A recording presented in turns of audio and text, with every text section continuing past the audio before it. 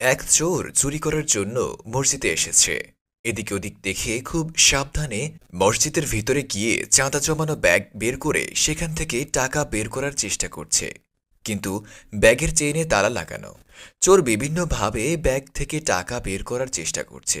তখন নামাজ পড়ার জন্য মসজিদে কেউ একজন প্রবেশ করছে।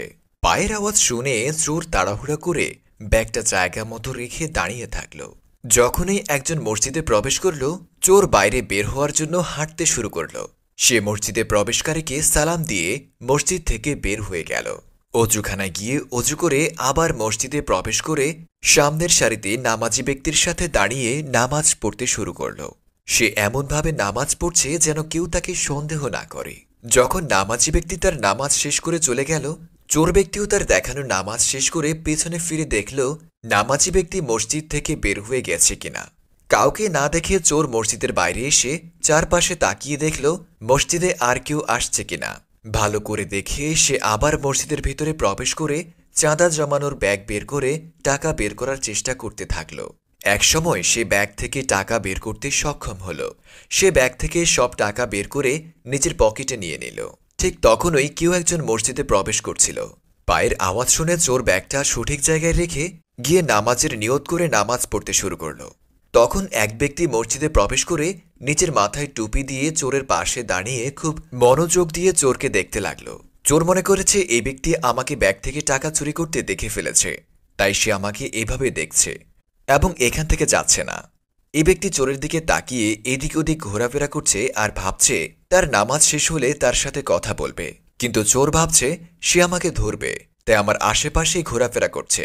তাই সে প্রথম নামাজ শেষ করেই আবারও নামাজের নিয়ত করে নামাজ পড়তে শুরু করল। এভাবে সে ১০০ রাকাত নামাজ আদায় করে ফেলল। চোর ভাবল সে যতক্ষণ এখানে থাকবে ততক্ষণ আমি নামাজ পড়তেই থাকব। একসময় চোর দেখল ওই ব্যক্তি বসে ঘুমিয়ে গেছে। তখন সে ভাবল আমি এখন পালিয়ে যাই। যখনই সে নামাজ শেষ করে মসজিদ থেকে বের হয়ে যাচ্ছে তখনই ওই ব্যক্তির ঘুম ভেঙে গেল এবং সে দ্রুত চোরের পেছনে এলো। মসজিদের বারান্দায় গিয়ে চোরকে ধরে বলল, আমি ২ ঘন্টা ধরে আপনার জন্য অপেক্ষা করছি এই ভেবে যে আপনি কখন নামাজ শেষ করবেন আর আমি আপনার সাথে কথা বলবো, আর আপনি কিনা চোরের মতো চলে যাচ্ছেন। চোর ভয়ে ভয়ে ওই ব্যক্তিকে বলল, আপনি ২ ঘন্টা ধরে আমার জন্য অপেক্ষা কেন করছেন? আমাকে আপনার কি দরকার? ব্যক্তি বলল, আসল কথা হলো এই যে আমি গাড়ি চালাতেছিলাম, হঠাৎ করে আমার গাড়ির ব্রেক ফেল হয়ে গেল। তখন আমি আল্লাহর দরবারে ফরিয়াদ করলাম, আমি বেঁচে থাকলে মসজিদে গিয়ে আল্লাহর একজন নেক নামাজি বান্দা পেলে তাকে আমার তৌফিক অনুযায়ী আমার কাছে থাকা ৫০,০০০ টাকা দিয়ে দেব। আল্লাহ আমাকে সব বিপদ থেকে বাঁচিয়েছে। আল্লাহ পাকের অনেক শুকরিয়া, আমার কোনো অ্যাক্সিডেন্ট হয়নি। তাই আমি দ্রুত মসজিদে চলে এসেছি। এখানে এসে আপনাকে এক নাগাড়ে নামাজ পড়তে দেখে আমি আপনার জন্য ২ ঘন্টা অপেক্ষা করছি। যখন আপনার নামাজ শেষ হবে তখনই আপনাকে আমার কথা মতো টাকাটা দিয়ে দিব।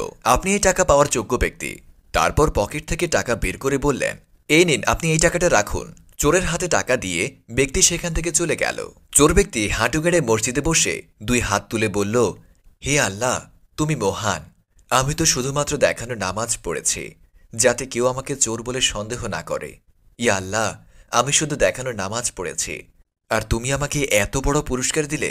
আর যদি আমি সত্যি সত্যি তোমার জন্য নেক দিলে নামাজ পড়ি, না জানি তুমি আমাকে কত ভালো পুরস্কার দিবে। চোর তওবা করে নেক দিলে নামাজ পড়ে মসজিদে প্রবেশ করে যে টাকা সে চুরি করেছিল এবং যে টাকা ওই ব্যক্তি তাকে দিয়েছিল সব টাকা সে চাঁদা জমার ব্যাগে রেখে চলে গেল। যে ব্যক্তি আল্লাহ তাআলার খুশির জন্য কিছু করে, আল্লাহ রাব্বুল আলামিন তাকে উপযুক্ত পুরস্কার দিয়ে খুশি করে দেন। আমিন।